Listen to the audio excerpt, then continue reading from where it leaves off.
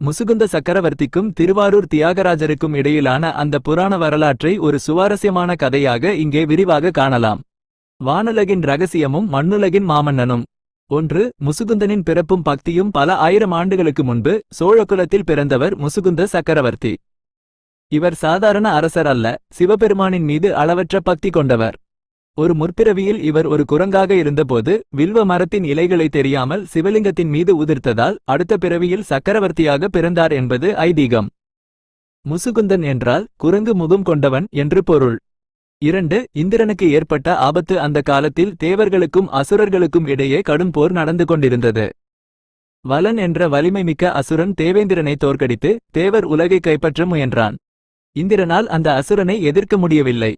அப்போது மண்ணுலகில் ஒப்பற்ற வீரராக திகழ்ந்த முசுகுந்த சக்கரவர்த்தியின் உதவியை இந்திரன் நாடினார்.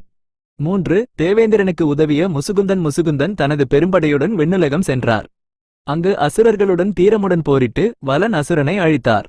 இந்திரனின் சிம்மாசனத்தை மீட்டுக் கொடுத்தார். இதனால் மிகுந்த மகிழ்ச்சியடைந்த இந்திரன், மன்னனே, உனக்கு என்ன வரம் வேண்டும்? பொன், பொருள், பதவி எது கேட்டாலும் தருகிறேன் என்றார். 4. தியாகராஜ மூர்த்தியின் ரகசியம். ஆனால் முசுகுந்தன் கேட்டது எதற்கும் கிடைக்காத ஒரு பொக்கிஷத்தை. இந்திரனே, மகாவிஷ்ணு தனது இதயத்தில் வைத்து பூஜித்த, தற்போது நீங்கள் ரகசியமாக பூஜித்து வரும் அந்த தியாகராஜர் சோமாஸ்கந்தர் விக்கிரகம் எனக்கு வேண்டும். அதை மண்ணுலகிற்கு கொண்டு சென்று மக்கள் வழிபட செய்ய விரும்புகிறேன் என்றார். இந்திரன் அதிர்ந்து போனார். அந்த மூர்த்தி இந்திரனின் உயிருக்கு நிகரானது. அதை தர அவருக்கு மனமில்லை. ஆனால் கொடுத்த வாக்கை காப்பாற்ற வேண்டுமே. 5. இந்திரனின் தந்திரமும் மன்னனின் பக்தியும். இந்திரன் ஒரு தந்திரம் செய்தார். தேசிற்பிகளை அழைத்து அசல் தியாகராஜர் விக்கிரகத்தைப் போலவே மேலும் 6 விக்கிரகங்களை செய்யச் சொன்னார். 7 விக்கிரகங்களையும் முசுகுந்தன் முன்னால் வைத்து, இதில் எது உண்மையான தியாகராஜர் என்று நீ சரியாக கண்டுபிடித்தால் 7யுமே உனக்கு தருகிறேன். இல்லையென்றால் ஒன்றும் கிடைக்காது என்றார். முசுகுந்த மன்னன் கலங்கவில்லை. கண்களை மூடி சிவபெருமானை தியானித்தார். அப்போது இறைவனே ஒரு மெல்லிய அசைவின் மூலம் உண்மையான விக்கிரகத்தை மன்னனுக்கு காட்டிக் கொடுத்தார். மன்னன் சரியாக அடையாளம் காட்டினார்.